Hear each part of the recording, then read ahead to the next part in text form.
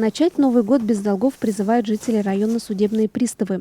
С 13 декабря стартовала традиционная акция «Начни Новый год без долгов». Цель акции – проинформировать граждан о наличии у них задолженности по неисполненным производствам и побудить расстаться с долгами.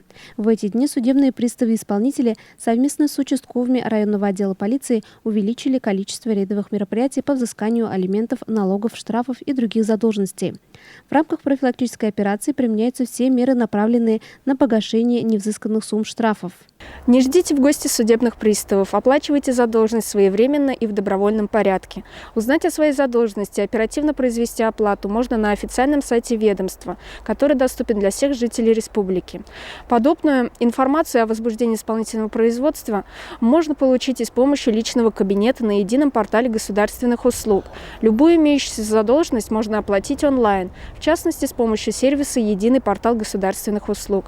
Для тех граждан, кто не пользуется онлайн-платежами, имеется возможность погашения задолженности в кредитных организациях, куда можно обратиться с готовой квитанцией, предварительно распечатанной в сервисе банк данных исполнительных производств.